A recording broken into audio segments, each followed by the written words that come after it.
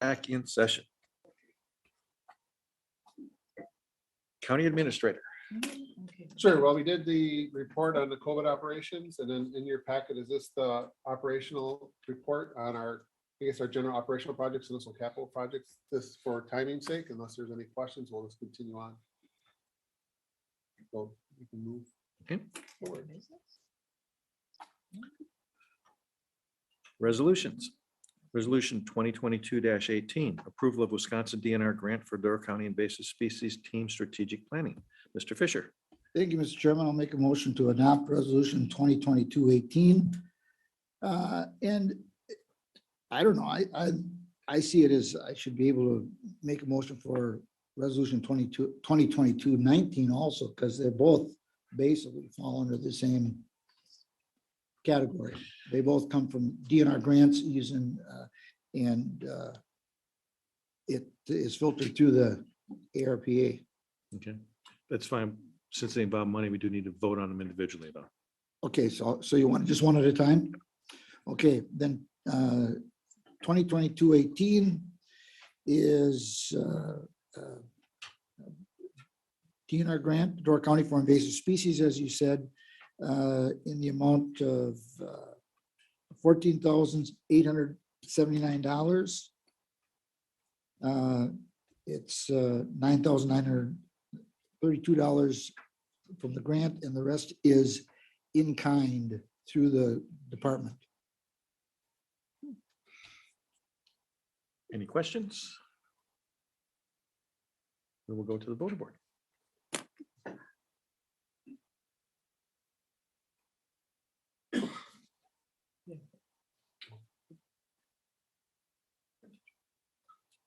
That's passing a vote at 19 yes, 2 absent. Thank you. Resolution 22-19, approval of Wisconsin DNR grant for aquatic invasive species control. Mr. Fisher. Thank you, Mr. Chairman. I'll make a motion to adopt resolution 2022-19, DNR grant for aquatic invasive species control. And that one is in the, from the DNR. God bless you, Madam Clerk. God bless you again. $49,947.68 with a total cost of $67,330.14. And again, the difference will be made up through in kind through the work of the Soil and Water Department. Okay. With a motion and a second, any questions on this one? We'll go to the voter board.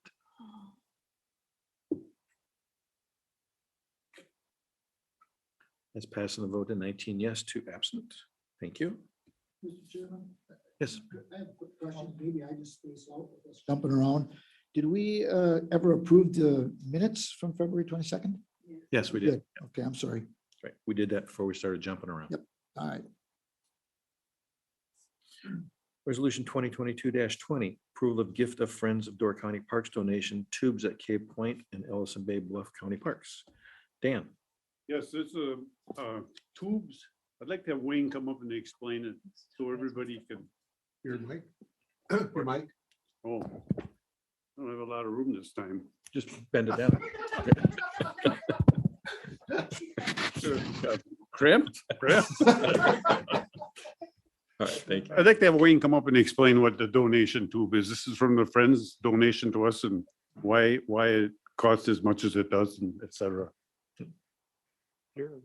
Wherever you're at. Okay, so essentially it's an idea that came through some county board members, I believe, and we took the idea to the Friends of the Parks group to see if they'd be willing to donate the materials and the construction of donation tubes, essentially. So there's an opportunity there that is being missed where people want to donate money, but they don't have that availability when they're at these parks, which are just beautiful, amazing parks that we have. I believe there's QR codes, so they can do it instantly through their phone. They can do it through a website, or they could just put cash in the donation tubes. So the tubes are universal. So the same thing is on Cana Island, and they're the same types of tubes that we use for our boat launches before we started doing the electronic boat launch system. Okay, thank you. And so it's 100% donation from the Friends group. Any questions? We'll go to the voter board.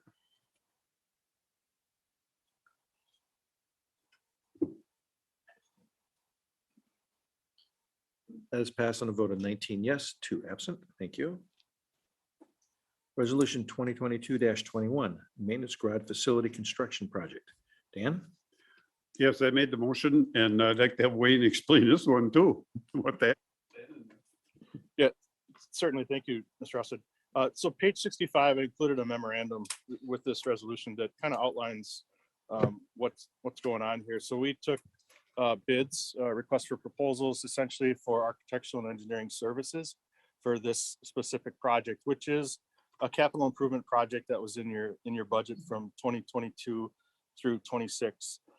Initially, we have $300,000 set aside for the project, and we received one bid back with an estimate of $34,300. So that would take us, traditionally we do the projects in 3 phases, a phase 1, which is architectural engineering design, and then we'll get a cost estimate back. And then it would take us through construction documents and all the way through construction and administration of construction. So this is really the first step in the A&E design, is to get the design firm on board, and then we move forward from there. Any questions? We have a motion and a second. We'll go to the voter board.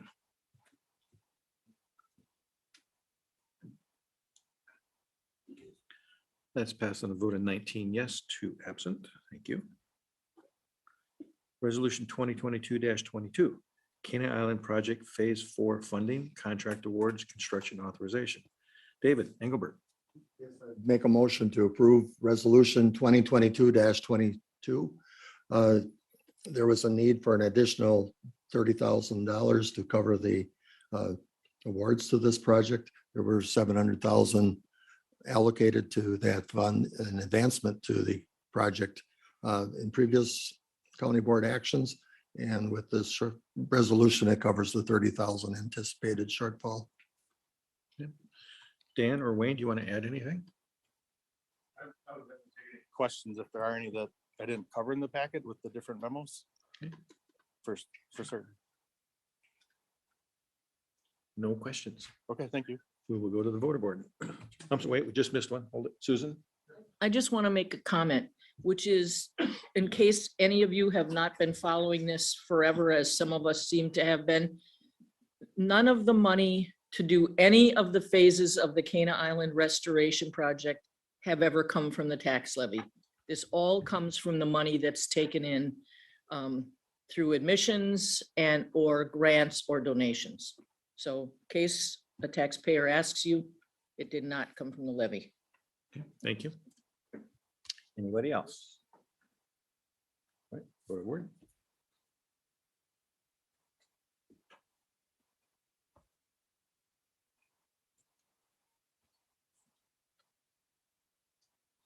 That's passed on a vote of 19 yes, 2 absent. Thank you. Resolution 2022-23, use of American Rescue Plan Act fiscal recovery funds for affordable housing, grant to bridge funding gap, the Shoals Housing Development. David Engelbert. Yes, I'd make a motion to approve resolution 2022-23. It deals with the use of the American Rescue Plan funds for the Shoals Housing Development Project up in Sister Bay. It's the shovel-ready project. By that, we meaning that it should be ready to begin this June. And there's $500,000 allocated to the construction of the housing project of 45 units. And there's background on page 74 that really explains everything pretty well.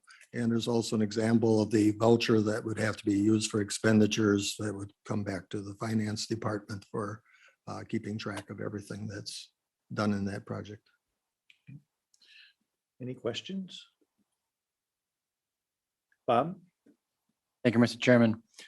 Just wondering if anybody can speak to what level of green technology we're looking at with these units. I realize I don't see it anywhere that it's mentioned that it's not LEED certified or anything like that, but just wondering how far down the path these buildings and these units are going to be for folks to keep long-term, utility costs down, keeping construction, all the LEED. I'm looking at, LEED type.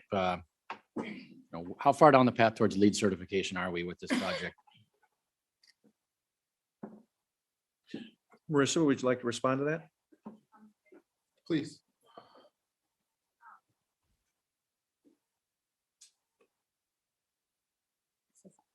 Do I It's push? on. It's Okay. So actually it'll be built to Wisconsin Green Built Homes standards. I don't know if you're familiar with that. It's not LEED in particular. That's actually super expensive to do. But the Green Built Homes has, and we have to score a 200, which is a really significant score under that program. So there's a lot of green technologies that will be employed. Do you Thank want me you. to just stay here in case? Yep. Okay. David Enego? Thank you. Yes, this direct question will be directed to them as well. My question is on the grant agreement. As I'm reading through it, I see a lot of reference in the whereas, but when we go down and look at the now therefore, I don't see any connection to where the intent of this project is to provide, and our monies is to provide assistance towards development of low income or lower income housing and that stuff. But there's nothing in it that I see that basically states that if the project becomes non-low income, in other words, for some reason does not meet those criteria anymore, if that money comes back to us or any other obligation to tie that to it. I've seen plenty of projects through the years where public monies are used for a project and all of a sudden it changes over to something else 5 years, 10 years down the road that did not meet the original intent of the public funds. Grant? Yeah, it's on, it's throughout it, but I think what you're speaking to primarily is on page 2D. We tie the agreement to the WIDA LIHTC regulations, requirements, and rules, which deal specifically with that type of housing. So rather than spell everything out within the grant agreement, I just refer back to the underlying basis of the project. And also we refer back in the grant agreement to the ARPA final rules of Treasury. Helpful. The WIDA requirements, it actually ends up being a land use restriction agreement. So the affordability needs to be in place for 30 years. Go ahead, Dave. Okay, so I read B, but I don't see a tie back to the references that the federal and state level references that you're referencing. It's, I read B. I said D. But D, D ties it back specifically to the WIDA LIHTC regulations. C ties it back to the Department of Treasury's final rule that implements the Corona State Fiscal Recovery Act. and I guess to my point is that we've seen these rules change mid-fly on a wide variety of things. This WIDA regulation could change 10 years from now and it no longer applies to this project. So that's why I was getting at, our particular agreement does not state that other than a generic statement. Correct, and if and Marissa can correct me, but under the current as they exist, there's a 30-year obligation. Program, but it is IRS driven. So each year WIDA has to come in and audit the files to ensure that there's adherence to these rules and that in fact everybody who's living there does meet these requirements, and again for 30 years. So that would have to be a program change that, I mean, it's been around since the 80s and it hasn't changed since. Anybody else? Ken? Thank you, Mr. Chairman. I'm just trying to understand this. Is this basically looks like, if I'm getting the numbers right, $11.5 million project? Mhm. Okay, and we're giving, excuse me, a total of $700,000 in ARP funds for it. Yes, correct. Okay, so does that mean if it costs, and I understand the developer may have some of their own money in, may not. But if the cost comes in at, let's say, the $11 million, $11.5 million, that's the cost. And they want to make 10% on their money. Now, maybe I'm way off of the numbers, but I'm trying to cite an example that I can understand. So they would come up making 1,500,000 or whatever it might be. Does that mean that $700,000 that is a gift from the federal government that they would then sell it at, take $700,000 off their selling prices total and sell it at below what it would cost or what they'd be willing to make it. Otherwise, it sounds to me, unless I'm missing something, and it may be, that we're giving somebody a gift of $700,000 to build something, and then they'll sell it and reap the benefit of it.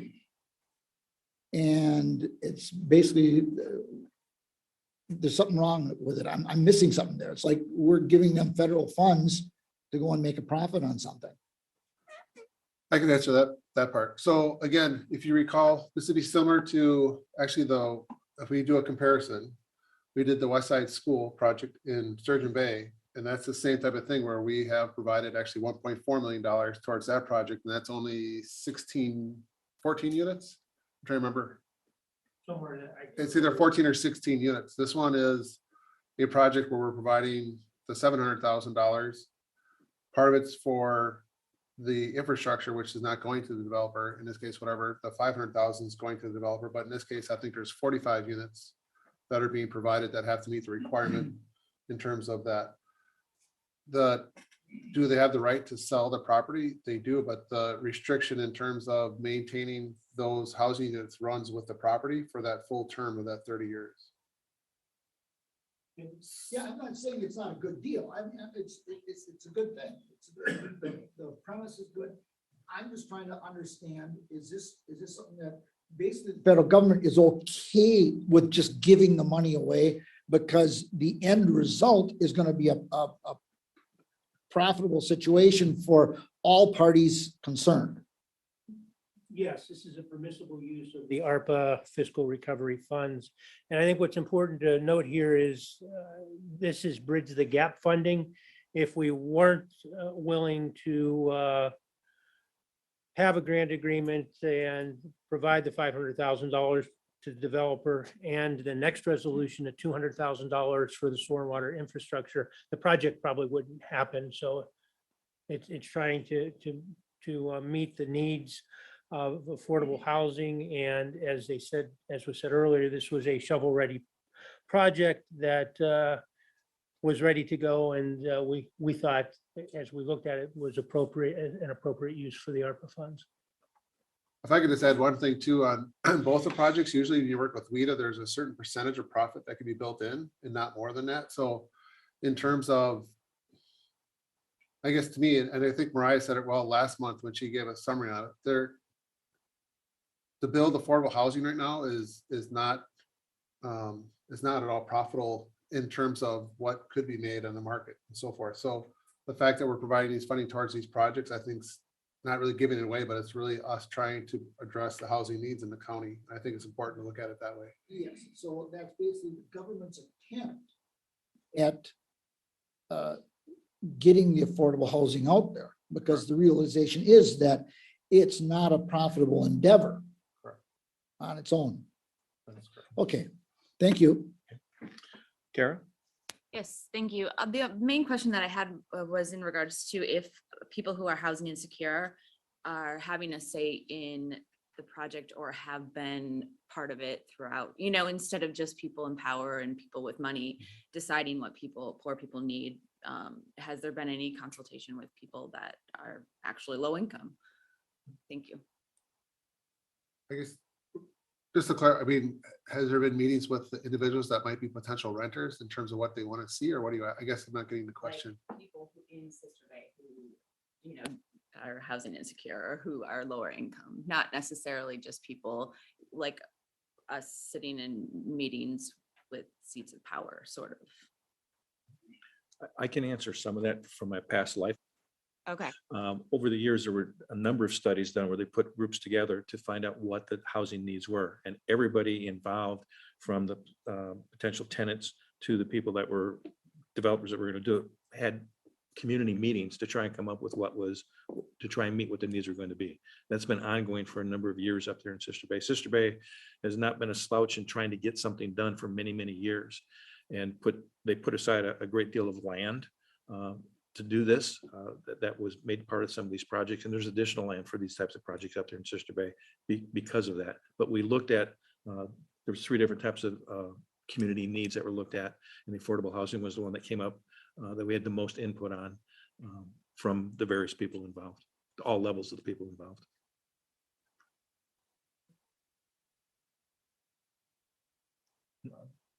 Bob? Yeah, thanks.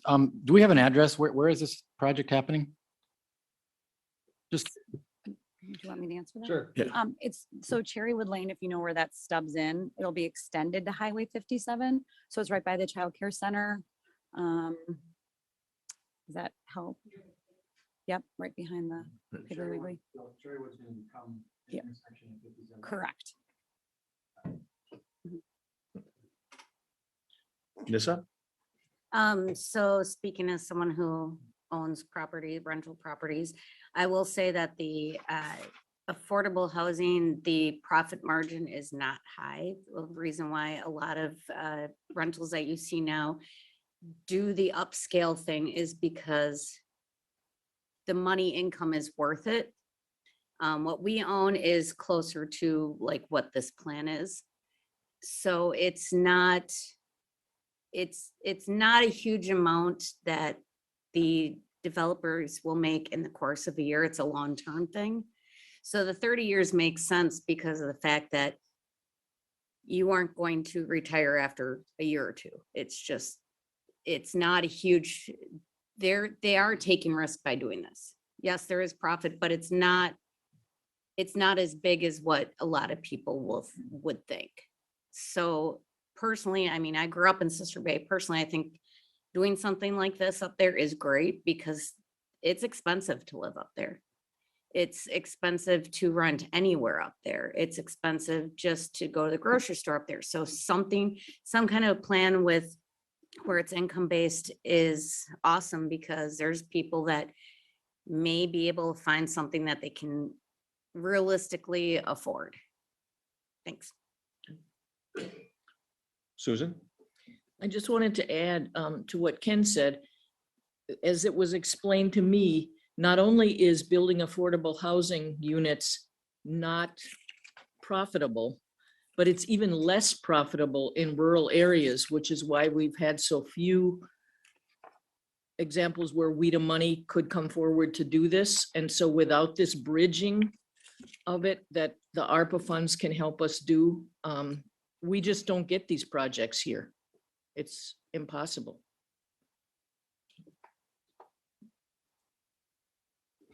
Anybody else? That will go to the voter board.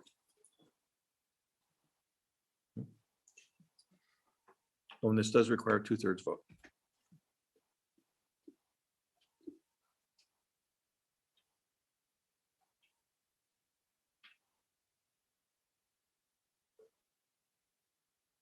That is passed on a vote of 19 yes, 2 no, or 2 absent, sorry. All right, thank you. Resolution 2022-24, use of American Rescue Act fiscal recovery funds for water and sewer infrastructure to support affordable housing, the Shoals Housing Development, Sister Bay. There's a motion and a second. David Engelbert? Yes, I'll make a motion to approve resolution 2022-24. This is the second part of the motion that we just approved. Is for the infrastructure for this housing development in Sister Bay. When those final numbers came in for the infrastructure for that project, as explained on page 85, Exhibit A, the costs came in higher than the initial anticipated bids would be, and Sister Bay is providing some of that money, some of that extra money needed, and then this grant puts into another $200,000 to allow the project to go forward. Questions? David Enigo? When I read the numbers that are listed there, I was really quite surprised. Whoever did the initial bidding estimate of 24 months ago of that price, and then the new price in February 22 clearly wasn't doing their job right. I've got all sorts of subdivisions going in where That infrastructure is not cheap, but it's continuing to go. Prices did not jump that much out of estimating.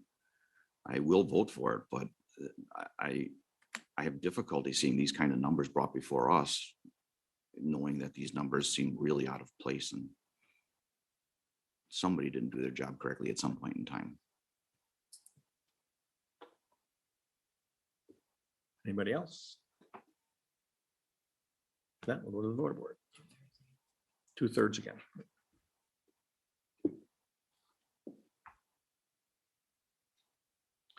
That's passed on a vote of 19 yes, 2 absent. Thank you.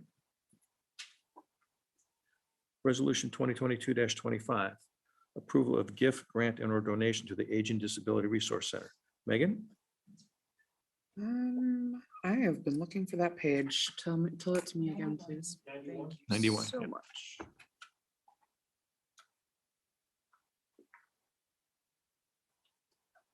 Oh, it says right there. That's what blue numbers are. Thanks.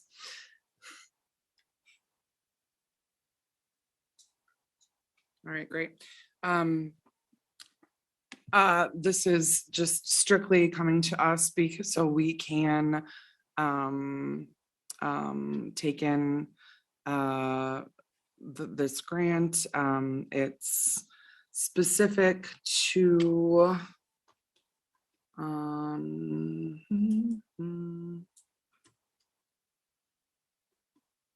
don't know that I have any additional info on this right now, actually.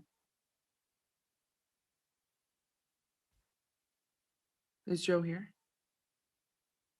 No. No.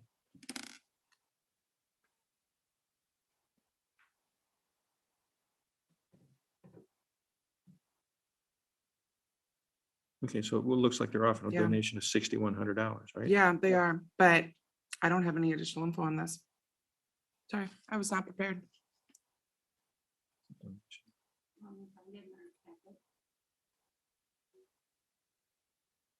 Yeah, we really didn't discuss it during our meeting, so we just approved it. Okay. Like, they want to give us money? Yes, we would like that. Susan? Sorry. If memory serves, this is a charitable trust that gives money every year to the ADRC. I mean, I've seen stuff from this name before. Thank you. So it's just to be used for the ADRC.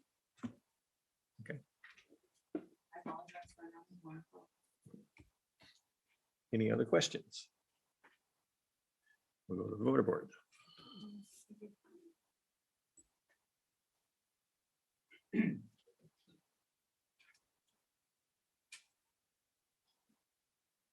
That's passed on a vote of 19 yes, 2 absent.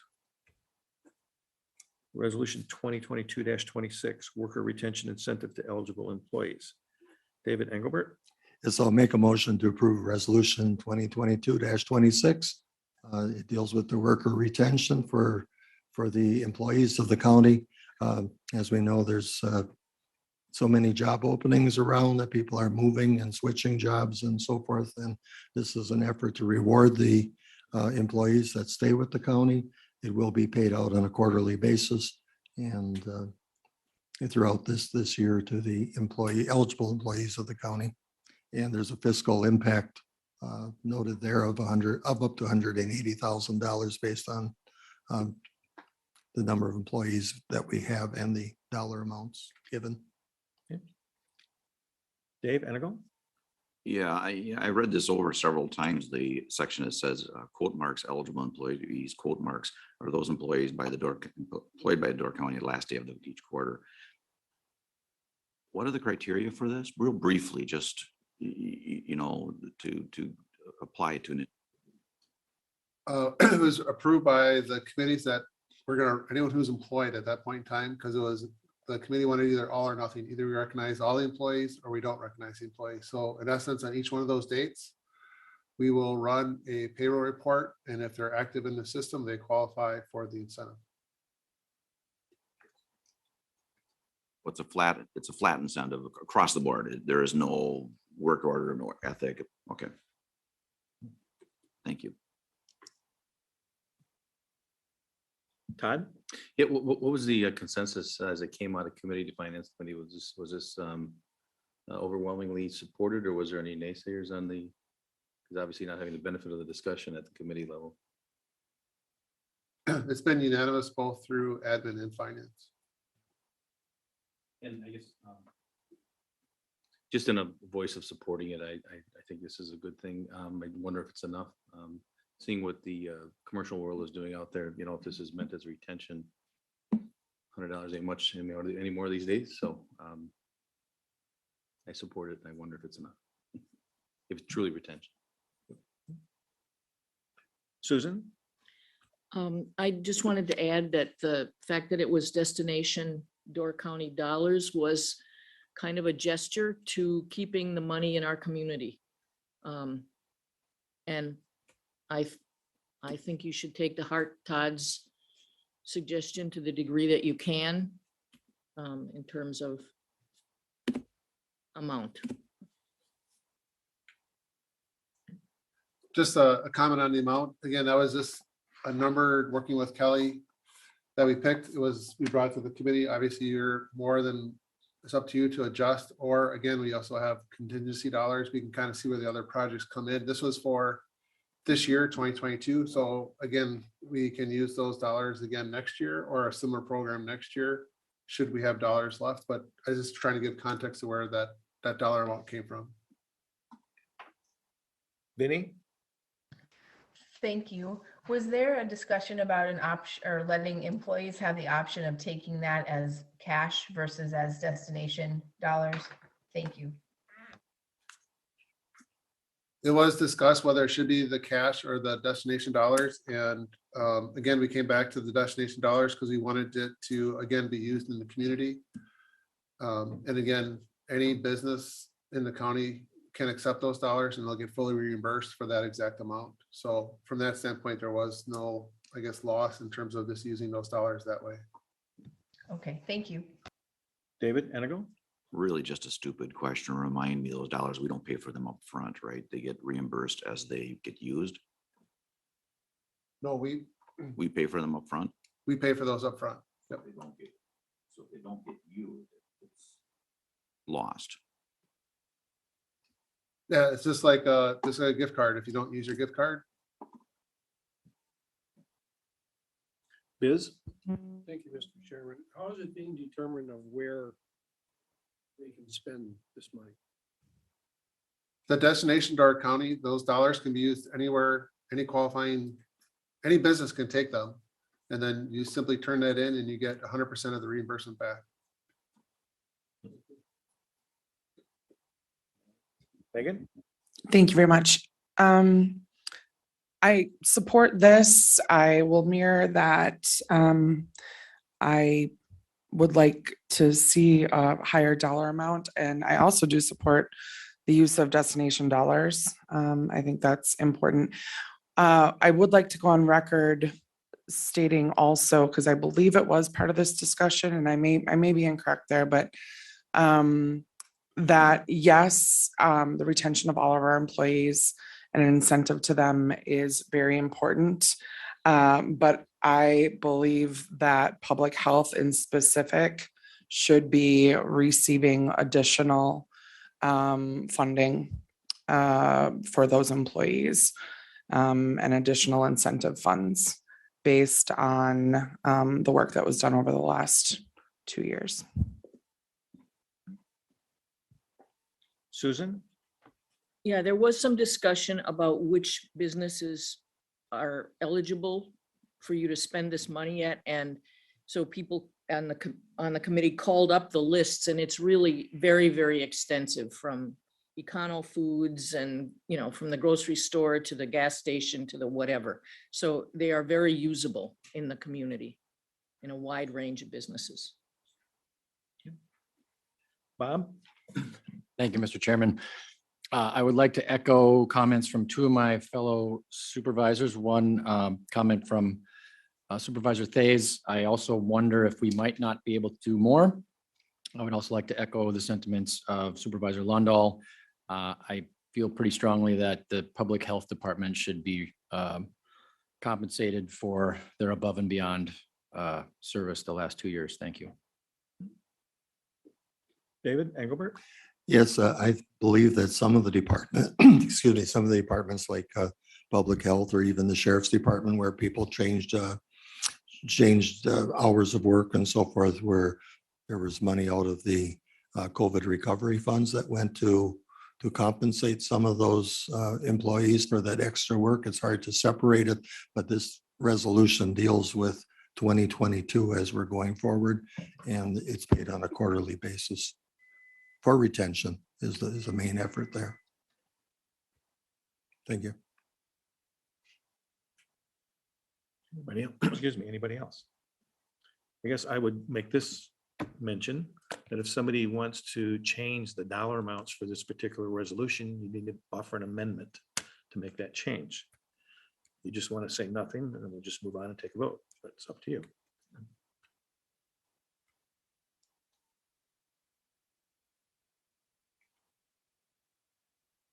No amendments being offered, we'll go to the vote report. Again, this requires 2/3 votes.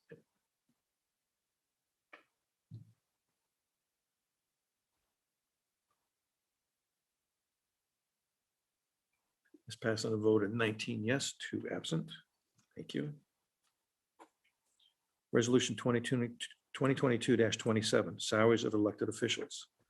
Susan, Mr. Chair, I move that we adopt resolution 2022-27, salaries of elected officials. Ken, do you want to provide any background? Sure. So again, if you recall, we go through a process for elected positions. The ones that I guess are coming up now that need to be established before they take out papers would be your sheriff and your clerk of court. With this, they actually have a 4-year, I guess, window where we have to define that wage. So what we've included for you is we included the 2022 rate. And then you can see then what the corresponding recommendation is for the 23, 24, 25, and 26. Just for context, in terms of how we came together. So obviously we have what we consider our traditional comparables. Our traditional comparables are the ones that we traditionally use with our represented units. Also, as part of when we did our wage plan, we also expanded those comparables in terms of what we use for market comparisons. So those included both, I guess, counties and also cities in both the region and I guess outside the region in terms of other counties that we use. With our wage plan, we also considered obviously our location on the peninsula. If you recall when we had that whole discussion, remember we went from that 50th to that 60th percentile to try to get a little bit more competitive in our wage schedule. So we did all of that comparison the same with, and then we also sat down with the sheriff and the clerk of court. Again, this is a little bit different. Again, we're not really negotiating with those employees. What we're really trying to do is we're trying to set the wage for what we think that's one is very competitive on the qualifications that we're hoping to acquire, but also understanding that it is a elected position. So in doing that, you'll see that both of those positions experienced quite a big change in terms of the rates from 22 to 23. So we're again comparing that to the market and where we are trying to be in terms of being competitive in terms of both what we want to have that individual make within Door County itself. So you see those two rates set, and then after that, that 2023 rate, then we kind of match it up then with our anticipated comp structure. So for example, we do reviews, we average around 2% in terms of our increases. I think Kelly, if you had the exact percentages, I think we're doing 2, then 2.5 and 2.5 is the way it's set up. So we're doing a 2% increase, then a 2.5 and a 2.5. Again, our average has been about 2. Again, for those other later 2 years, we went to 2.5, mainly because we don't know what will happen with the aging of our plan. Obviously, we're starting to see inflation, so we might see some aging. But again, we think that this, at least going forward, is much more competitive and fair for those positions. And this is why it's before you today. Megan? Thank you, Mr. Chairman. The question that I had when I was looking at these numbers is, was it considered to like kind of like flatten out that curve a little bit over more than just 1 year? And maybe have it be more of an incremental jump over, 2, 3, 4 years? That's a great question. So we did think about that in terms of trying to bring it up or make it a little bit flatter. But in both of these cases, again, because the market and everything else we're experiencing, there's such a large change. And again, we could smooth that out, but then they're also still always, I guess, behind in the market. So similar to what we did with the wage plan, we did analysis on all the positions. And if there was a position that was out of whack within the market, we actually made that correction. So those employees saw a larger increase than other employees because that's what the market's doing for those positions. So same thing for, I guess, again, both of them are seeing an increase, but actually the sheriff's a little bit higher just because of how the market is and where they were lagging. So again, we also compare it to our comp structure and it fits in well within our comp structure. So from our standpoint, we felt it was appropriate to bring it to that level and then kind of standardize it after that.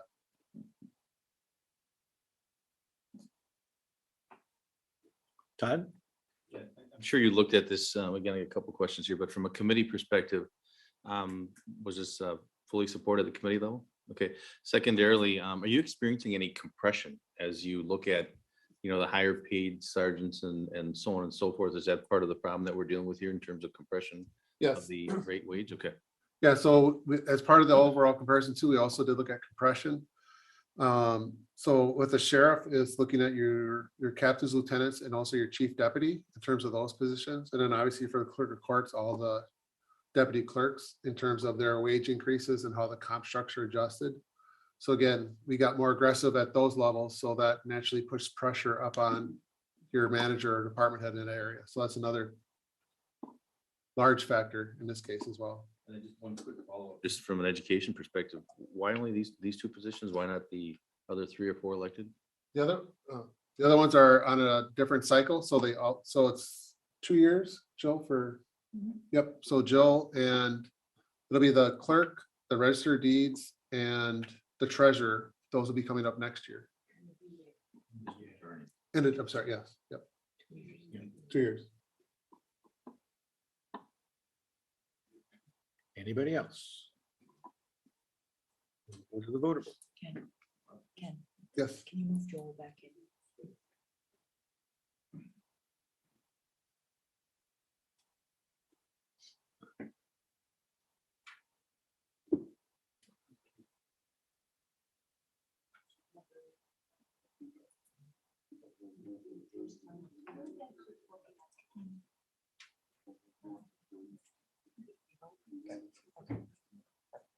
There we go. That is passed on a vote of 19 yes, 2 absent. Resolution 2022-28, new part-time position for museum, i.e. lead curator. Susan? Mr. Chair, I move that we adopt resolution number 2022-28, new part-time position for the Museum of Lead Curator. Any explanation? Sure, this one's so one of the questions that came to the committee is why are we taking outside the budget process? Normally, we don't add a position, quote unquote, to the org chart unless it's within the budget process. But in this case, if you look at page 95, as you're aware, we have Stephen Rice, who's been helping us manage now the museum and our archives. And what they're looking at doing is obviously we've had some turnover in the museum and they're looking at how to structure and staff it more effectively. And they came up with a plan where you can see that they're looking to have a permanent part-time position that would help support the office. And actually the fiscal impact should be a negative. Again, it depends on where the person comes in, but it's actually a savings. But what it does in terms of our operations is it provides a better opportunity for recruitment in terms of trying to get someone on board that can help both with the archives and the operations of the museum. So this was presented both at the museum committee in terms of the plan proposal, then also to finance and also admin. Any other questions? Dave, Enigo? Broken wheel here. Why are we treating this group of employees out of our salary org chart that we have? The pay grade chart and that stuff.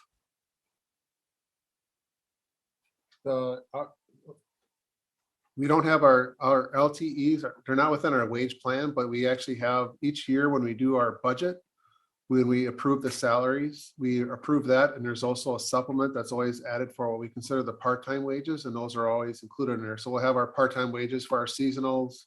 For example, at Highway and Parks, we'll have our EMT rates. That's usually a one-page summary sheet, and we have all those rates published and adopted by county board as part of the budget. So I think we adopted that in December. Yeah, that way. I wasn't looking at it as LTE, sorry. Anybody else? We go to the voter board.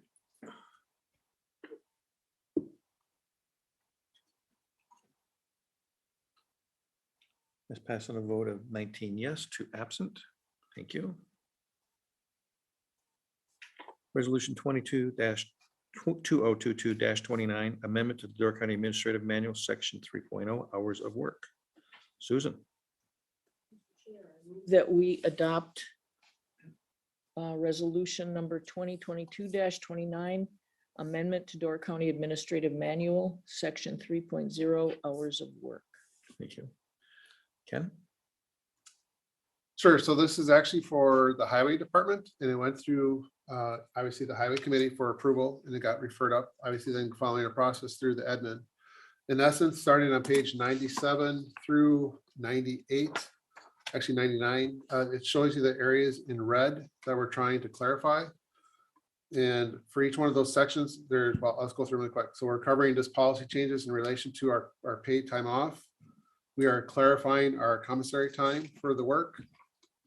We are also looking at this in terms of our bridge tenders and how the overtime works, our call-in, and then we're also setting up rates for our supervisors at the hot mix plant. So that's all included within this policy. And again, it's gone through the highway committee and also the admin committee. Any questions?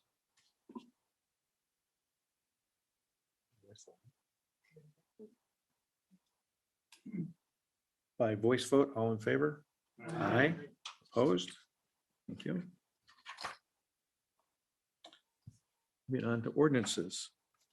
Report amendment to the text of the Door County Comprehensive Zoning Ordinance. Dave, can I go? Sorry. I make a motion to accept the report as presented. Any questions? Since it's a report, we can do it by voice vote. All in favor? Aye. Opposed? Okay. Ordinance 2022-05, amendment to the text of the Door County Comprehensive Zoning Ordinance. Dave Anago? Yeah, making a motion to accept, to adopt the amendment as presented. Mariah is in the audience if you wish to. Any questions? Bob? Yeah, if it'd be possible just for Mariah to give us an overview of what, I mean, there's a lot of pages.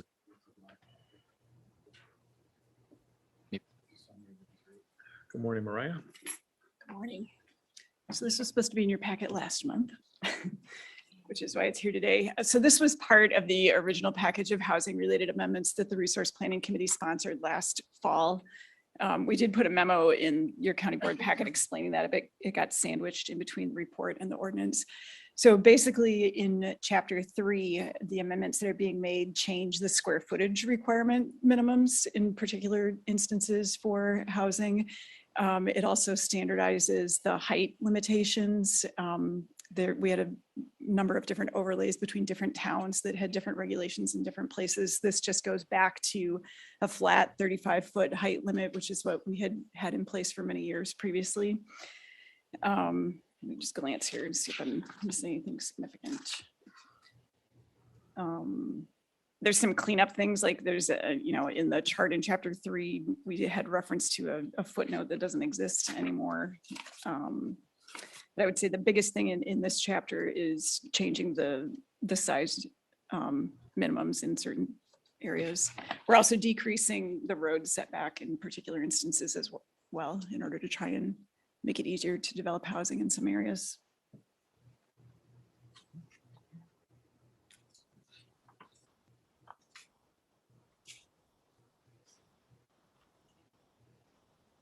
Any other questions? If you wanted to look more closely, the floor area requirement, the main changes are on page 116 and 117 of your packet. Right now, the standard minimum is 750 square feet for a new single-family resident, or for a single-family residence, or for half of a duplex. But we're proposing decreasing that down to 500 square feet in a number of instances. We're also proposing that right now, if you have a building that's a home that's under 750 square feet, if you are going to do anything to it, to remodel it or add on to it, we have to require you to bring it up to 750 square feet, and we would not require that anymore. You would just be able to rehab it and add on to whatever extent you pleased.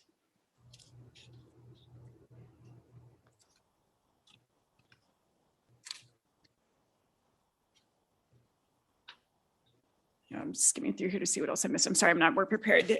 There are some changes being made to accessory buildings as well to get rid of some design standards that we've had for years that have become problematic on vacant lots, which that's not obviously directly related to housing, but we bundled in with this.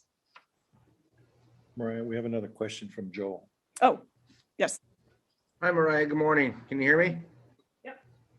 Yeah, the question I got, I've been asked recently by a few of my constituents on the island, is regarding this and my unclarity of the ever-changing rules, is if somebody has a home, a resident, a single-family dwelling, and they have a garage or something on the outside of it that's detached, are they able to modify a portion of that and put living quarters in it, up to the 750 square foot or something like that? And I've just been unable to answer that. And so I guess this is a good time for getting the clarification on it. Generally, yes, they've already been able to do that for 10 or 12 years, assuming that the garage meets whatever the setback is for that zoning district. You can put a secondary dwelling unit above your detached garage. Okay, that's what I had thought, but thank you for clarifying. Joel, we're happy to see the palm trees in the background Yeah. again this week. Could you have Sorry. faded out your background? Sorry. Dave, Yes, I Engelbert? Yes. Sorry. I'd like to comment to the zoning department. I guess I'm glad to see some of these changes. These overlays pertain particularly to the Northern Door communities. But going back probably 20 years ago when Union adopted its own plan and didn't join into the counties, some of these seem like small issues, but they were concerns of the citizens that some of these restrictions were excessive and restrictive. And now with this changing, I think it's more in line with our community's thoughts. Thank you. Chair Anigal, for the RPC might speak to this. We've had more and more town-specific changes crawl into the ordinance over the years, and that has made it extremely difficult to administer and keep track of the rules. And this would eliminate a lot of those rules. Dave? I turned it on. There we go. Actually, my point is basically a reminder. This is a number of real changes that again, as understood, these kind of ordinances are always a working document. They're always changing. But Supervisor Engelbert kind of made me remember to say that Union and Brussels, I believe, right, are the two that have their own zoning ordinances. So they may have very similar verbiage in theirs, but this is not affecting theirs at all.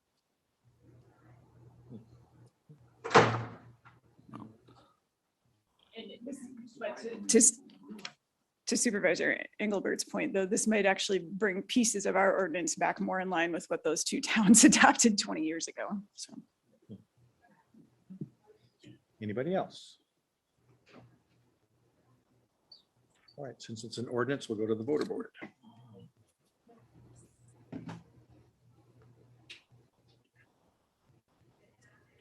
Let's pass on a vote of 19 yes, 2 absent. Thank you. Ordinance 2022-06, speed zone on County XC. Roy? Mr. Chair, yes, this ordinance was brought to us at the Highway Committee by the town of Brussels.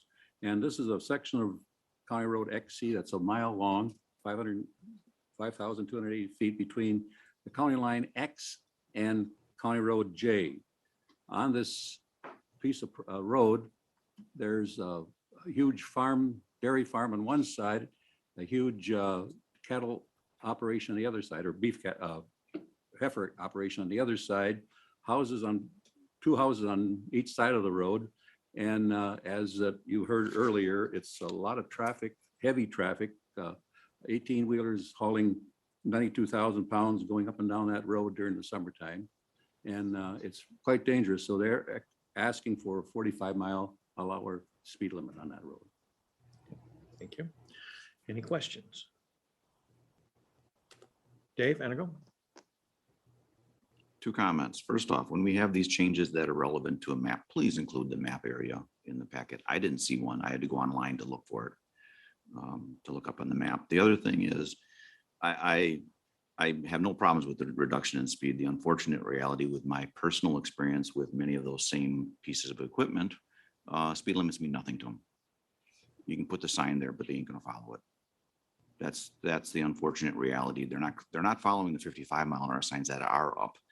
The 65-mile-an-hour signs, the other aspects, this is a change in the attitude of those drivers that needs to be enforced. So I would appreciate that, and I will emphasize this, that I wish that, I'm sure the person that spoke, when you get a call, please, Sheriff's Department, send somebody out there to actually sit and watch that road, because I've been nearly hit several trucks myself through the years because of their lack of interest of following the rules. Anybody else? We'll go to the voter board.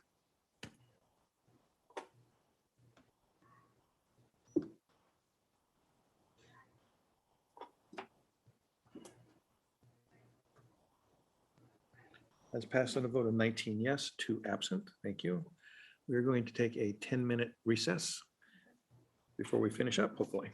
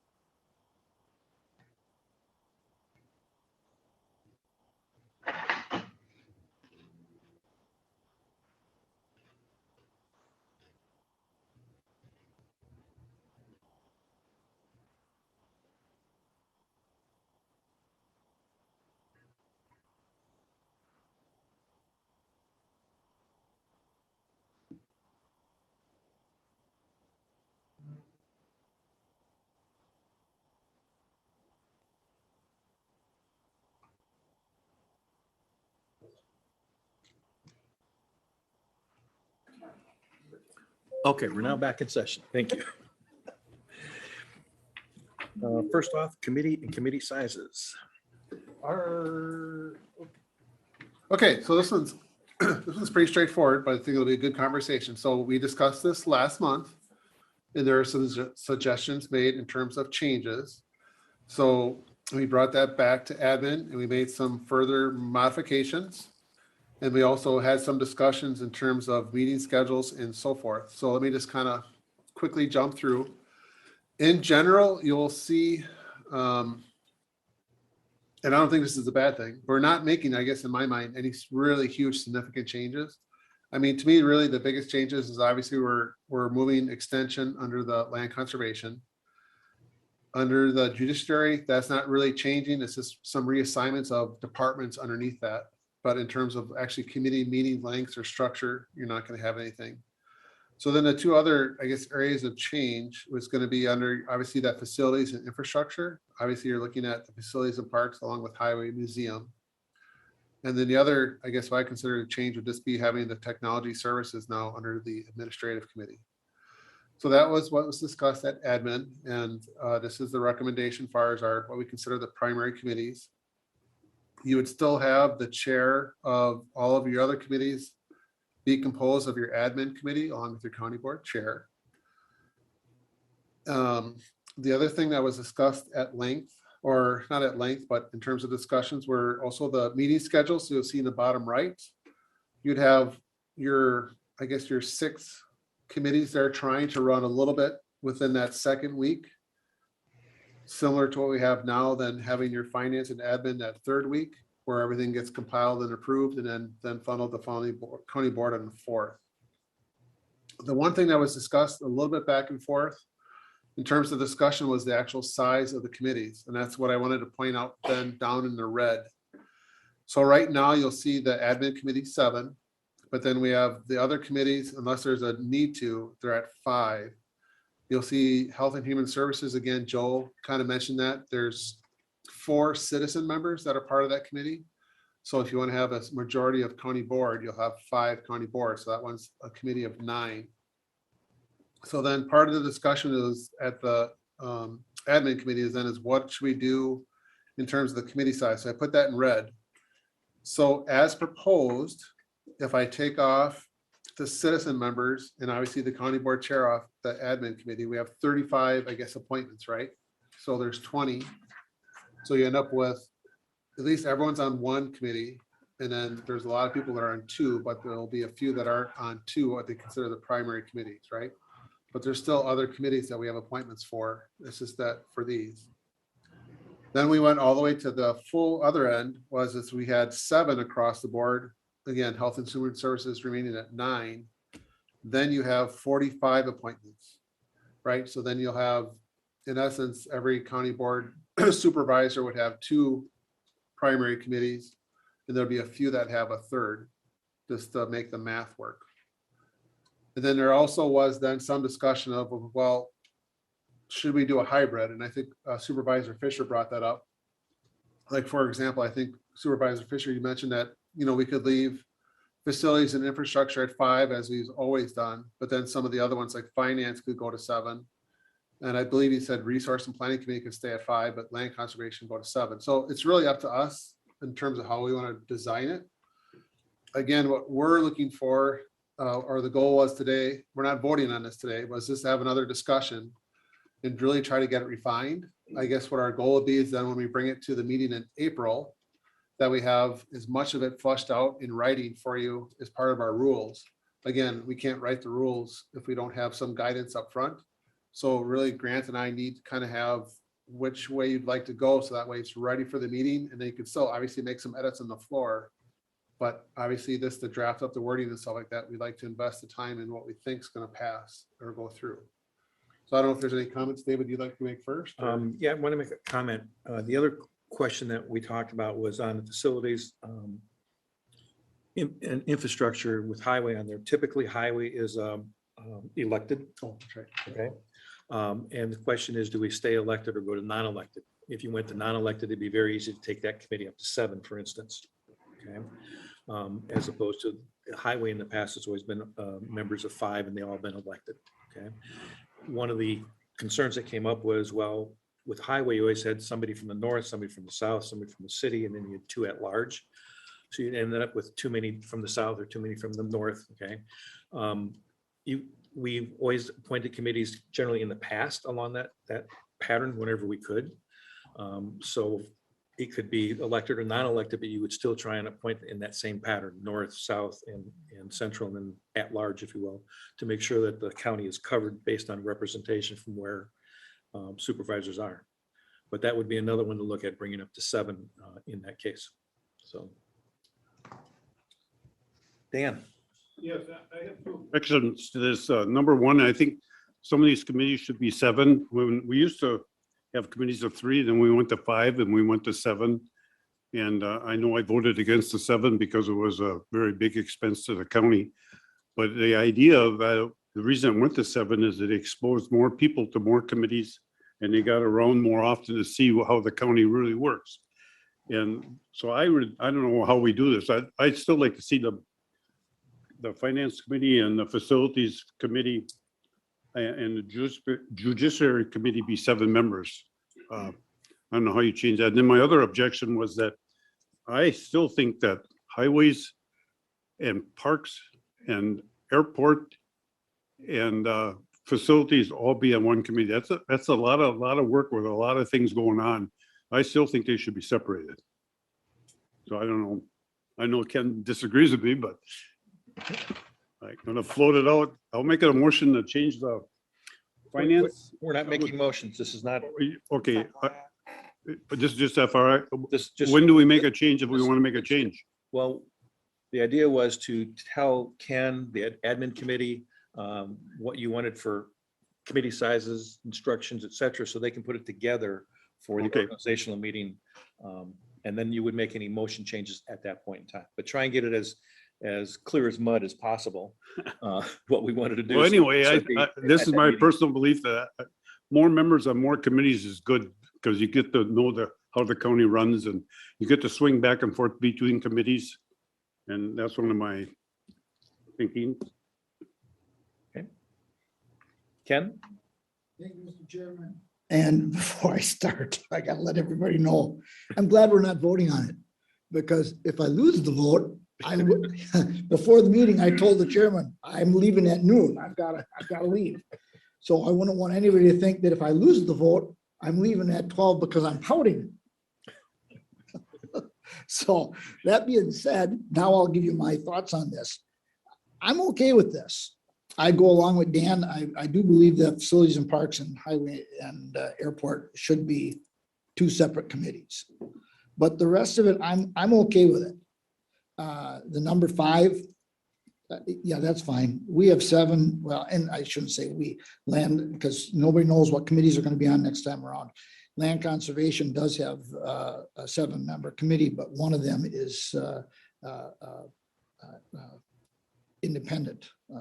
Has to be a local farmer. Anyway, but 5 or 7, I don't really care. One thing I would suggest, and since we're not talking or going to vote on it today, is just take it food for thought. There are 3 members who are not going to be here next time. There are a possibility, or there is a possibility of 6 new members to this board. I would suggest we take this, talk about it a bit and see if there's any more tweaking to be done. But according to Grant last time around, we can do this at any time. We can do this coming November. I would suggest, rather than having, and nothing against the individuals who are not going to be here, but to have, if we're going to make a major change like this, I would rather we wait until and it's a big change, as much as you say it's not. It is. It's a new way of doing business. I would suggest we talk about this over the next few months with the county board as it will stand in April through November, and then get it all hashed out and have this vote for rearranging this in November with the total 21-member board. Just a suggestion. Vinny? Thank you. A couple questions. First one is, where do advisory committees stand in this? And I don't have a full list of them in front of me, but for example, I'm on the ADRC advisory committee. So do those just exist as well as other appointments, or how would those fit into this? Yes, I didn't list them all, but we have a whole series of other committees that will still remain. So I listed some. So we'll have the cats, we have highway safety, I think we have 2 or 3 that are required in terms of whether they're the ADRC or CCS. There's also like a local, what's it called? The local emergency or LAPC. So there's a whole series of other appointments that are still required that we can't consolidate those committees. So those will all still exist and those all will require appointments. Okay. And the second question I had is, I understand the idea of legislative and sustainability being a part of all the committees, but I'm just wondering how like the leadership would go forward with that, especially with sustainability. Would it be that committee just takes on the part of the green tier that applies the most to them? Or how do you envision that structurally working to get actual tasks done? Again, just thinking out loud, I guess from my standpoint, the idea would be is that far as the committees that at least quarterly, but if not more or every other month or at least put it on the agenda, similar to our communications as we have down both legislative or sustainability as this topics on the agenda. So that way they're always, I guess, part of the discussion. Again, if there's nothing that needs to be discussed, you simply move on. But especially on, especially legislative, it depends on the time of the year, but if we just have that item on and that way they know if there's any issues or anything pending, there's opportunity for us to discuss. Megan? Thank you, Mr. Chairman. Just based on the last, looking back on the last 6 years that I've been a part of this board, I think it would be really beneficial to have finance bumped up to 7. I think the more exposure that board representatives can have to that committee, the better. And again, as has been said before, just it gives the opportunity for more. I mean, admin and finance, you and I have talked about this. I know now, I wish I really would have been pounding to get on one of those committees during this past 6 years, because I think I would have learned a lot more about the way the county works and this position as a whole. So I would, on my way out, support getting finance up to 7 people also and have as much representation there as possible. Thank you. Roy Engelbert? Thank you, Mr. Chair. I'm glad to see that you have taken the lead on doing something different and getting into the modern age. This makes so much sense to go this, and I'd rather see us go sooner than later. As far as the number on the committee, 5 or 7 will work, either one. So it really, it's not that important. If you feel 7 is good, fine. And the other question was facilities and infrastructure. La Crosse has had these committees, highway and facilities together for 19 years, and it's working great. There's no reason why we would have to separate them. And the other issue I have is that why are we electing the highway committee? That's a thing about 30, 40 years ago when the highway committee was working as a purchaser of equipment and the highway commissioner was reporting to the highway committee. The highway committee in this day and age is just like every other committee. We just have policy and budget. That's all you have. And there's no reason why we have elections for a highway committee. So I would recommend that we dispense with that. And that would make sense in putting the highway committee with facilities because you're all on the same level. You're all been appointed and it makes much sense to me. Thank you. Okay. Thank you, Roy. Todd? Yeah, just a few quick comments. I'd like to see a list of the miscellaneous committees, at some point in time, maybe included on this so we don't lose track of those. And obviously we are talking about workload and meeting attendance and all that kind of good stuff. It'd be kind of good to know what those other committees all were in one comprehensive place. I do very much agree with highway being non-elected. I don't necessarily think that that's a necessity, so I certainly would support that as an appointment. And as far as the number is concerned, 5, 7, I think I'm probably in the same boat, Roy, as it doesn't make a whole lot of difference. Albeit I do have a preference for smaller committees because it seems you can move quicker, you can get things done quicker. And as it relates to, being exposed to more, obviously with the salary structure and all those kind of things moving forward in the next session here, there's no reason you can't go to any meeting, all meetings if you'd like, so that can get exposure depending on what your interest is. So I like this. I like the restructuring. I do. Okay. Susan? I think I agree with Roy. I think 7 is a good number for all of them, although I have to say Resource Planning Committee might have statutory things that say why it's 5. So if that's possible, then I don't see a problem with 7, but I think 7's good. I think highway should not be elected. As he said, that's old, unnecessary, a waste of time and little cards on the day of organization. Okay, thank you, Susan. Vinny? Thank you. Would there only be one, would you only be able to chair one committee? I'm just trying to figure out in that structure, if somebody chaired 2 committees, then they would have 2 spots on the administrative committee. So it seems that you could have one person chair each committee.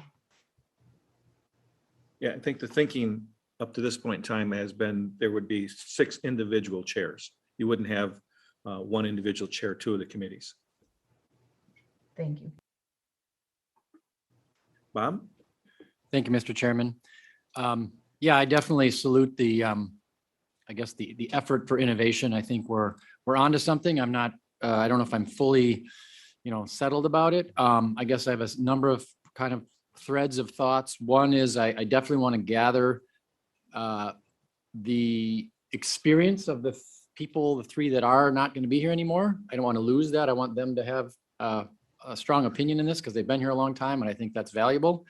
Not that we couldn't wait, but I'm just, I hope we take into account the people that have the experience. So, and I'm still also trying to wrap my head around this notion of, okay, now we're salaried. So yes, we'll be assigned to a committee, but we can go to any. And I still wonder about how attendance will be if we're only assigned. So if we do go with it as it's listed, and there's only 35 appointments, that means that some people will have 2 appointments, but some people will only have 1, right? And so, I'm just trying to think generically, but if a person is just assigned to one committee, are they going to go to other committees? I don't know. So I do. And I like the notion of I agree with what Supervisor Lundahl spoke as far as someone who's just finishing my 4th year and 2nd term, I too feel like, oh, finance and admin. I never really was drawn to those committees before, but I realized to learn to understand things better. I feel like, boy, I really should be looking at that more. And so I wonder about size, if the number was 7 on finance, I think that makes sense. I even wonder what if there were 9 on admin and there's 2 sort of more or less at large, not necessarily committee chairs. Again, just getting more people's, giving it more exposure, I think would be a good thing. I also, so yeah, I guess I lean towards more like 7-member committees, which then everyone would have probably like 2 assigned committees plus the auxiliary ones or whatever potentially. But, and then 2 things that I wonder about, Supervisor Schomo kind of touched on it. Just, I feel like the topic of sustainability and being efficient and effective in our facilities and through all, wherever we can be as green as we can, and saving money energy wise and all that stuff, and making our physical plant more environmentally friendly and not only carbon neutral, but as the new term I'm understanding is oh shoot, no, I forgot it already. Not even looking at carbon offsets, but carbon insets, where we actually take more of the responsibility that we're truly making those moves. So I think that the Sustainability Committee has been a great start in that direction.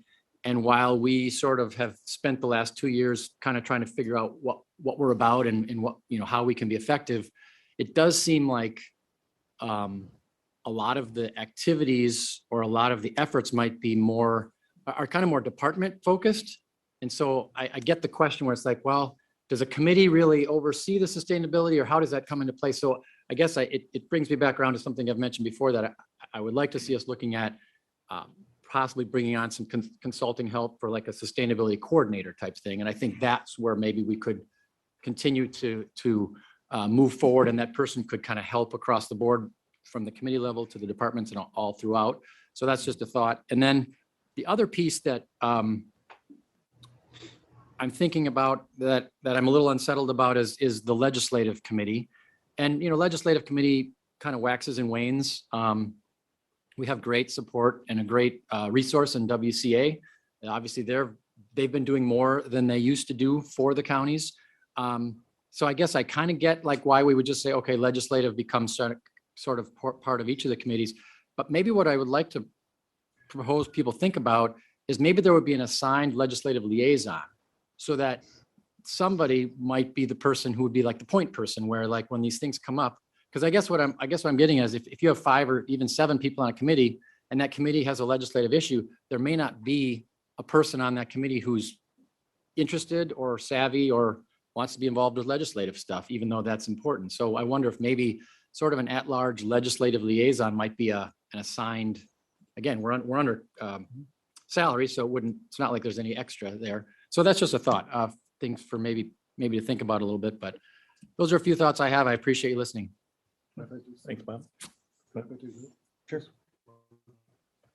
So just really quick, just so we're all on the same thing, let me just share this really quick.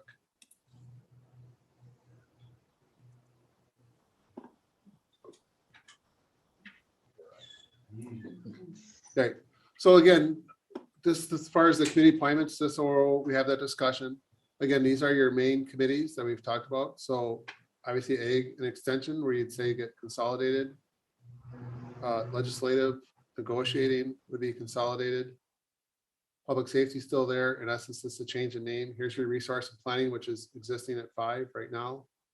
Risk gets into, I guess, what I would consider administrative, and technology would be administrative.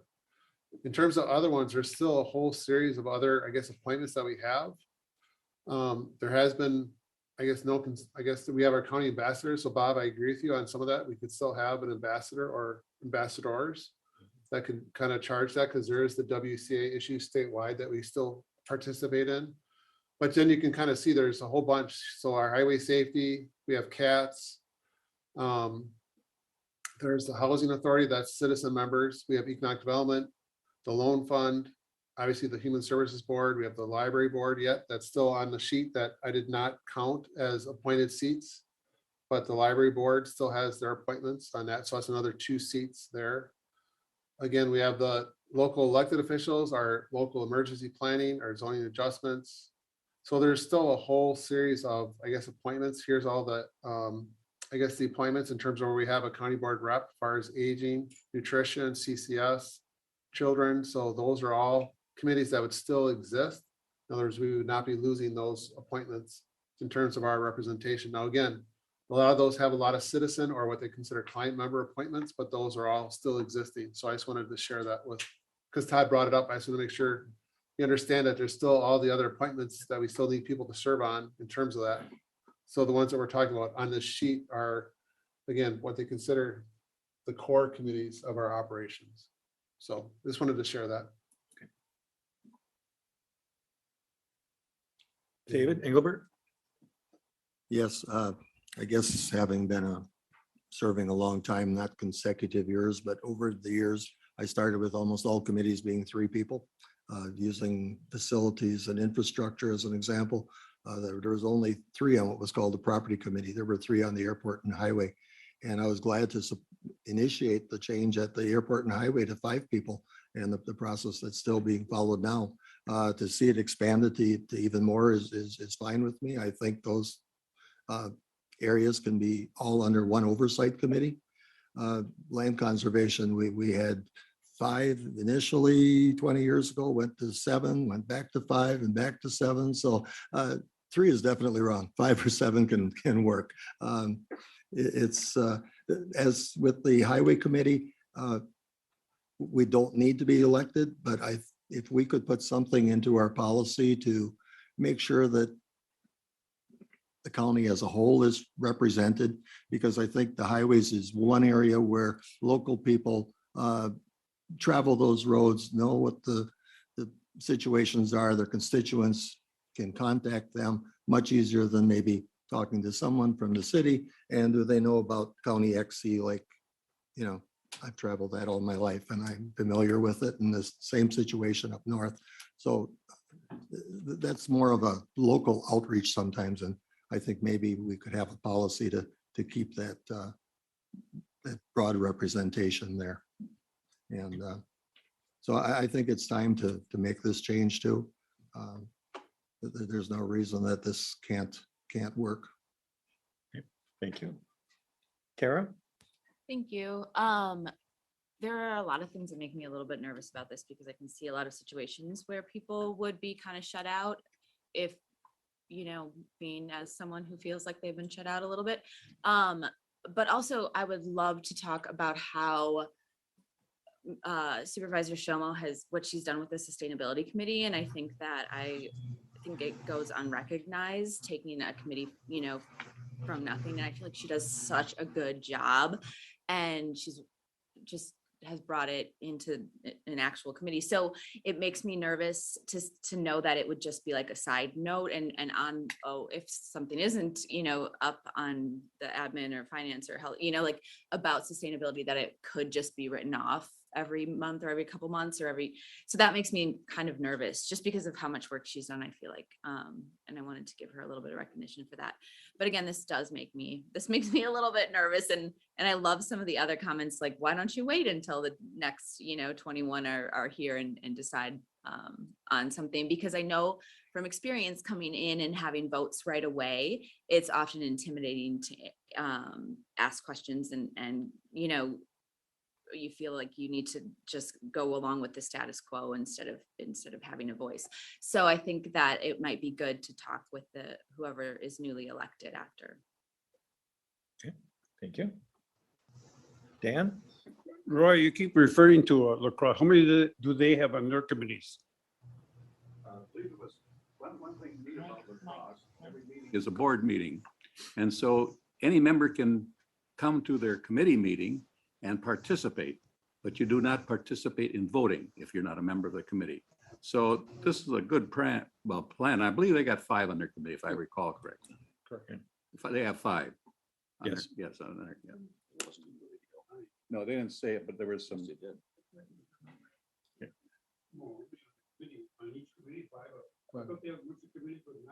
They had some, I believe it was varied, but I heard 5 on one. Yeah, it was 5 on most of them. We don't have the chart. Right. Dave Engelbert? Yeah, I failed to address the legislative and the green initiative when I spoke earlier. I think the green initiative as an example, I think that's something that could be made a focus of any project that goes under the facility and infrastructure. Anything that's done in that regard to new construction or updating of buildings. I think there's place for that chairman, that committee, those department heads to work with that. The legislative, just this past month, I became aware of some legislation that I felt was affected finance and our in-rem properties. And I asked the treasurer and then the Corp Council looked into it too, and they brought some of that information to the finance meeting. So I think with some active leadership, we can address some of those concerns as they go along. Okay. Anybody else? So if I could, we're not voting, I'm just polling. So, well, but it sounds like, again, there's some apprehension. The only thing I could say for the apprehension is I could just give one example. Obviously, with public safety, there was a significant concern about consolidating 3 primary departments into one, and what would be the workload and the timing and stuff like that. And I guess I would say, Joel's online as far as the chair, but I think also the committee members could speak. That's one model where I think it's been really fantastic because one, they're sharing ideas, but it's also, I think our meetings average about 100, an hour and a half at the most, but we still get everything done.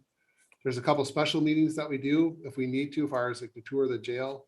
So I think there's opportunities too, where if you need something more time on one part or one area, you simply schedule a meeting, we can make that happen. So again, apprehension, but again, I guess I still think it's worth trying. And again, the one thing I guess I have heard is it sounds like there's more consensus around 7 on the committees, except for resource and planning. That's the only one I've heard where everyone's pretty much satisfied with the 5, mainly because of the time and also Can I ask the a coordination for that, but I don't know. question about that? By statute, are we given the number by statute for RPC? No, in Okay. 5969, it talks about a zoning committee, but it doesn't limit it to any particular number. Right, thank you. So again, I was just trying to get back to, again, if we bring this forward, it sounds like I have a lot of consensus around the layout of the chart, but then adjusting the committees to be 7 for admin, 7 for finance, 9 for human services, 7 for facilities and infrastructure, 7 for the judiciary, public safety, 5 for RPC, and then 7 for land conservation committee. And again, remember, land conservation has 1 citizen member, so it's actually 6 appointments. But just in general, head nods, any red flags, if I'm just trying to build consensus, again, I'll bring it forward that way. Pretty much okay. I'm not asking for formal endorsement. That's what we'll bring forward. And then you have a right to make any motions on the floor, but that's what we'll bring forward, Grant and I, in terms of the write-up. Sound reasonable? Okay. Okay. Vinny? You won't have this answer now, but I'm just concerned or interested to know about if most of the committee meetings are the second week of the month. Are you thinking of changing the time, or if someone is on 2 of those, it would just be in the same week? Or I know that's up to the next county board that's elected, but it's a different spin on it to have to fit all of those into 1 week for time. Again, just in terms of the timing, we're actually pretty close to that now. If you look at our structure, we do the first and second week. A lot of times, just because of the way the Mondays fall, we're already are forced to consolidate the meeting. So it'd just be a matter of working with the committee chairs. And again, you're looking at those 5 committees. Resource and planning is always going to be hybrid anyways, because they sometimes meet twice a month, depending on what's going on with their agendas. So it's more of a timing for them to field it through. So you're really looking at least those 4 committees trying to find a time to meet. And again, land conservation right now is every other month. So I guess I don't see any conflicts as far as the meeting structure or meeting times. Thank you, Mr. Chairman. Just thinking, help me out maybe. So I'm just thinking in terms of the county ambassador program. We were at 3 people, but that was our limitation, right? I mean, because for as far as WCA is concerned, like when they have those county ambassador things, like anybody could, or they would take as many people as we would send, right? I think, or was there a limit? I can't remember. If the limit came from them or not, so I guess that's They originally they preferred actually to have 1 appointment from a county, just because of the number of counties they work with. We asked to say that if we could have the several, and they were fine with that. Now, it always depends, but I don't think they want us to have a larger committee in terms of what's going down to Madison. So maybe just a generic question is, do you kind of anticipate that the county ambassador program would be the same as it's been? Roughly, I mean. Well, you can't speak for the next board. Right. But I would anticipate trying to keep it what it is. Yeah, okay. Yeah, okay. Just as someone who's been interested in the program, I was kind of, just didn't think about it till just now. I think it's a great program. I think more people need to either be interested in it or understand more about it, because they actually provide a lot at the state level. Right, yeah, thank you. Dan? I'd like to have more discussion on the highway, whether you vote or not vote. I mean, I've heard. Elected or non-elected? Yeah, exactly. All right, so general consensus, it doesn't sound like anyone was adamant about keeping it elected. So it sounds like people are more satisfied with it being appointed, with the thought process that we maintain the logic of having a north, south, central, and then they'll appoint it as is currently done, but it would be an appointed committee versus an elected committee. I'm seeing a lot of head nods, again, not voting, but we'll Yes. write it up that way as part of that structure as well. Thumbs up. Yes, some thumbs up too. So that we have, yep, and even from Joel on that. So we have a lot of consensus. Grant, is there anything else that you need to get as far as writing that up? No. Okay, Susan, Clarify, I think some of these committees are required to have an elected chair and some of them are not. Like, I think Health and Human Services, am I right, has to be elected. RPC maybe has to be elected? No, no, we can set, you can do whatever. we can define our rules. Unless the statute mandates, which I think in the case of the Health and Human Services Board, it does. But our rules are generally our own creation and we can change them.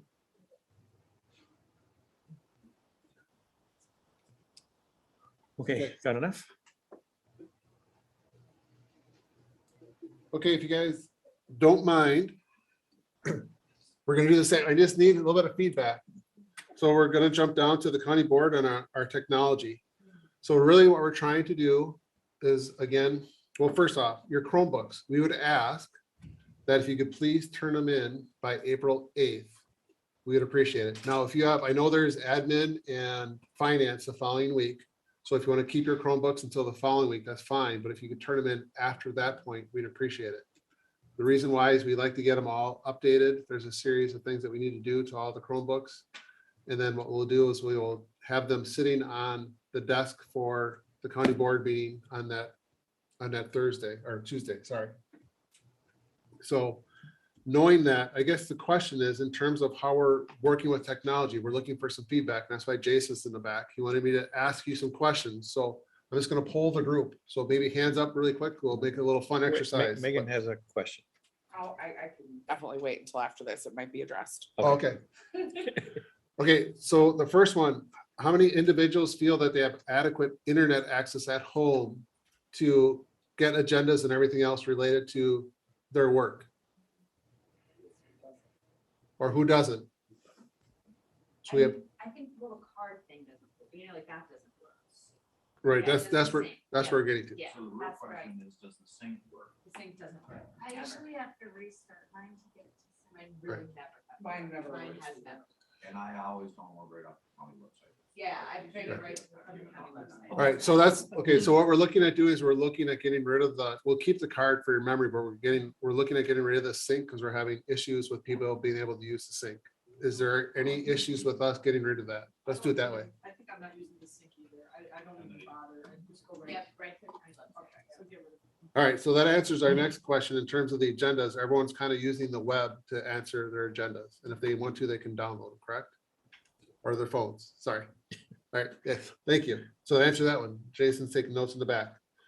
The next one, when you're working with your PDFs, and this is going to be kind of self-answered already, how many people are actually editing the PDFs, like actually highlighting, taking notes, marking them up, that type of thing? So we have two. So those Three. right. So that's really not impacted. So if you're downloading the package from the thing onto your Chromebook, you can still take notes and all that. So that actually works out just fine. Okay, well, that's user error. I'm just kidding. Yeah, the dumb stupid thing. That's- Okay, so, okay, come on, people. You want me to stay focused with me? Stay focused, stay focused.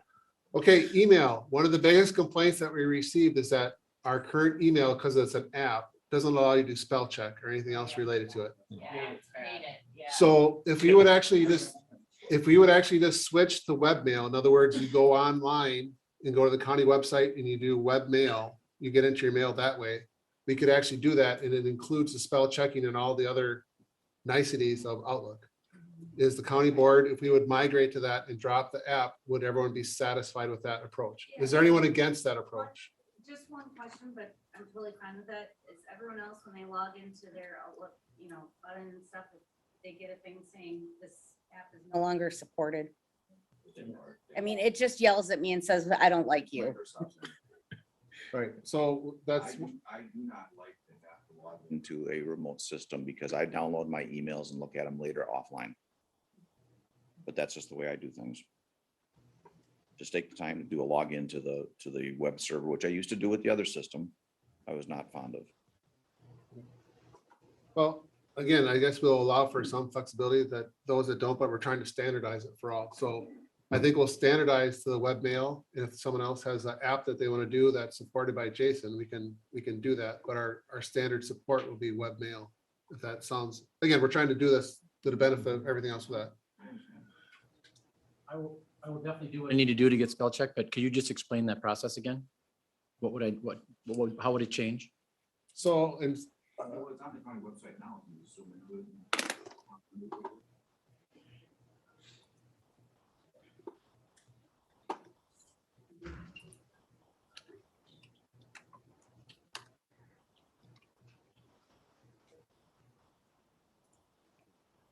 so what we would do, just really quick, instead of, you, just like you're doing your agendas right now, you go under employee resources and there's a login to webmail. My question is about email, but not necessarily about that. So Sure, go I ahead. applied while you're talking about email. Sure, go ahead. What is, if anything, what has the practice been of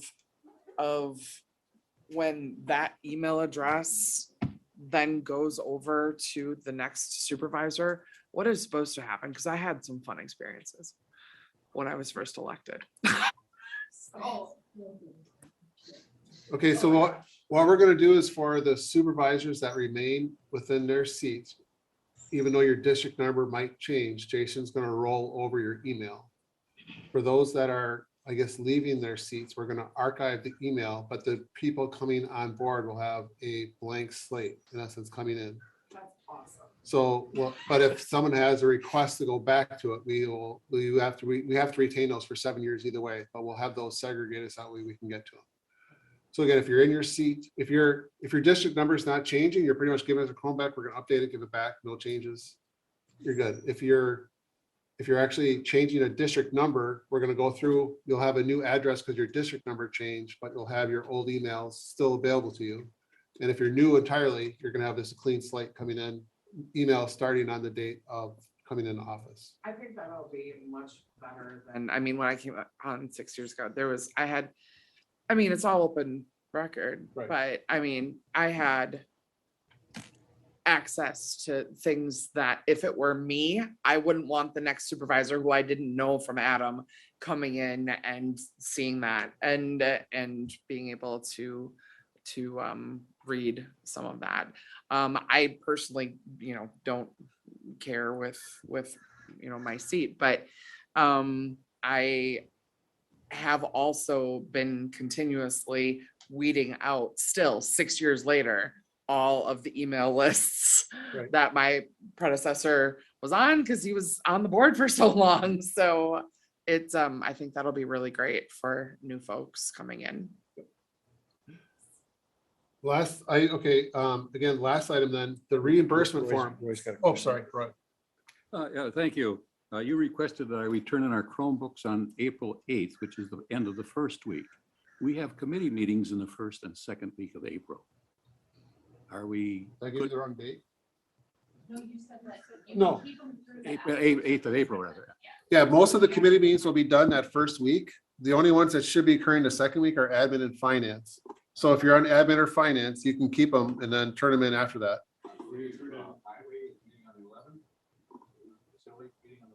No, we moved those all up. Yeah, we moved them up because county board got moved up. Yes. The 6th. And highways on the 4th? Yes, we moved everything up. Correct. So again, 2 last items. So we're gonna do our regular orientation meeting on the 19th. So swear in, do all the orientation, and then we're gonna do the county board meeting on the 26th, and that'll be our standard resolutions and everything else. So it's gonna be orientation day. Get familiar with your computers, go through hear Grant, give us all of our guidance that we need to hear again, and then the following week we'll have like our regular meeting with all of our regular business. 9 o'clock for both. And then just the last item, the reimbursement forms, obviously we're going to salary, so that'll change, but for the most part, we'll be dropping some fields, but we'll be using the same form because it seems to be working well. Is there any dissent in terms of maintaining those forms and using those forms yet? They'll be slightly modified, but we'll be using that same form. Is there any consternation or regret with those forms? We thought they've been working out really well, so. Okay. Jason, oh, go ahead, Todd. Press the speak button on there. Okay, now it works. So when will the committee assignments be made? Is that on the 20th meeting or on the 26th or 20, whatever that? On the 19th. 19th, so On the 19th, 19th, that's right. okay, you know, obviously whether we'll be sitting here or not is a question that remains to be told. So that added meeting, that hasn't happened in the past, so it's just something you're doing. Because it wasn't, last time we did it all on one meeting. Yeah. I discussed it with Dave. When we do the orientation plus all the committee appointments, and we take the recess, the meetings got really long, so we could try to get it all done in one day and book a lunch, but we're already pushing it up. We think it'll be a little bit longer if we would do it that way. So that's why we thought we'd break it in two, so that way we get everything set. Biz? Thank you, Mr. Chairman. After the admin meeting on the 12th, we turn our Chromes in and Jason wipes them clean. How can Joe retrieve the information for the per diem pay?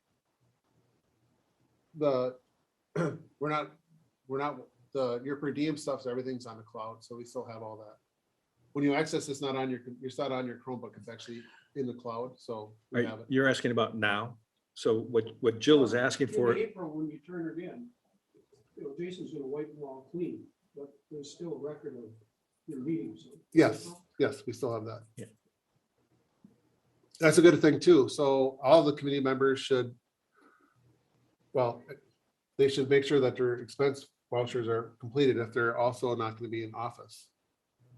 So that's one thing they'll have to make sure we update that and work with. under the individuals. announcements, Jill has, all training related expenses must be submitted by March 31st.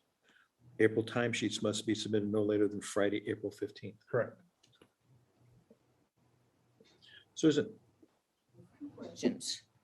Can we have these, those of us not coming back? And if so, how the heck do we get them out? And the third thing is, can I keep this? And if so, can you whatever you have to do to make me not be able to come in on my own? Yes.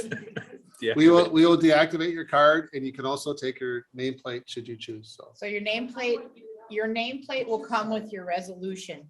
It has always been sent with your resolution of recognition. We take care of that, yes. Please don't take the stand. If your name comes out, all you get is the name, not the stand. Now I want to, even though I'm running out of. Don't touch. Now I want to. Do not take. You are not changing.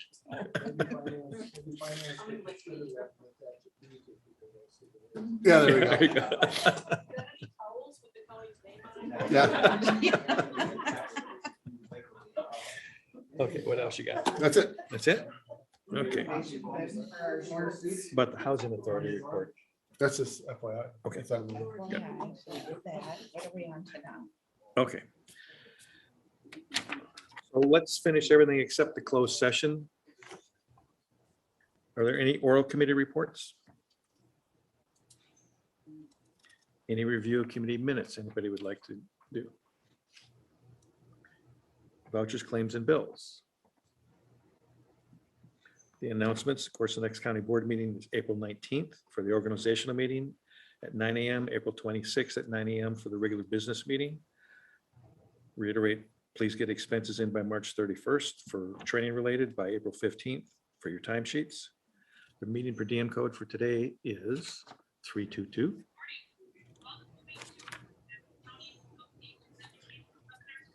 And you want to take a quick 10-minute break before we do the closed session, or you just want to move into the closed session? Okay. Go right into it. All right, I'll make a motion. We convene in a closed session pursuant to Wisconsin statutes 19.851C, Wisconsin statutes for purposes of considering employment, promotion, compensation, or performance evaluation data of any public employee over which the governmental body has jurisdiction, or exercises responsibility, namely the performance evaluation of County Administrator Ken Pavic. Is there a second to move into close? I'll second that. Thank you. Roll call.